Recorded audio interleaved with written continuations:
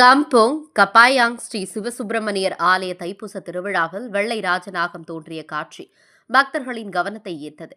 பேரா காம்போங் கபாயாங் சிவசுப்பிரமணியர் ஆலய திருவிழாவின் பூஜைகள் சிறப்புடன் நடைபெற்றுக் கொண்டிருந்த வேளையில் சுவாமி முருகன் குன்றின் மீது 10 அடி நீளம் கொண்ட வெள்ளை நிற ராஜா நாகப்பாம்பு அங்கு படம் எடுத்து ஆடுவதைக் கண்டு கூடியிருந்த பக்தர்கள் அனைவரையும் பரவசத்தில் ஆழ்த்தியது.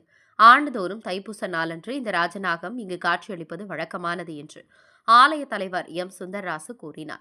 தைப்பூச நாளன்று மட்டுமே இந்த வெள்ளை நிற நாகப்பாம்பு வந்து போகும்.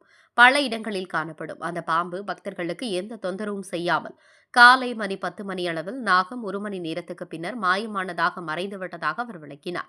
கடந்த 129 ஆண்டாக நடைபெற்றும் இந்த ஆலய தைப்பூச விழா மிகவும் சிறப்பான முறையில் பக்தர்களுக்கு எல்லா ஏற்பாடுகள் செய்யப்பட்டது என ஆலய செயலாளர் கோபி பீமன் தெரிவித்தார்.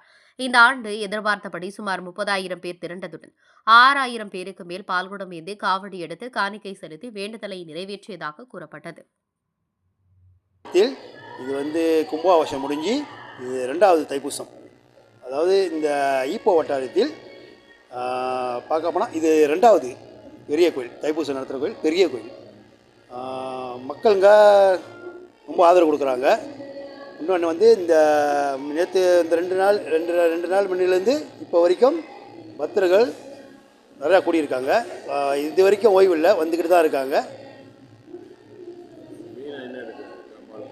மெயினாக பால்குடம் காவடிகள் வந்துக்கிட்டு இருக்குது. இது வரைக்கும் இன்னும் நிறுத்தாமல் திருசாக வந்துக்கிட்டு தான் இருக்குது, ஓய்வு இல்லாமல் வந்துக்கிட்டு இருக்குது. நாங்களும் மக்களுக்காக நாங்களும் இந்த நிர்வாகம், இந்த கம்பகப்பாயம் ஸ்ரீ சிவசுப்பிரமணிய நிர்வாகம் உறுப்பினரும் ஆதரவு கொடுத்துக்கிட்டு இருக்கோம். மக்களுக்கு ரொம்ப ஆதரவு கொடுத்துக்கிட்டு இருக்கோம். மக்களுக்கும் நமக்கு ரொம்ப ஆதரவு கொடுத்துக்கிட்டு இருக்காங்க, ரொம்ப சப்போர்ட் பண்ணிகிட்டு இருக்காங்க. அதனால் இந்த வருடம் இந்த தைப்பூசத்தை நாங்கள் சிறப்பாக நடத்தி முடிப்போம்.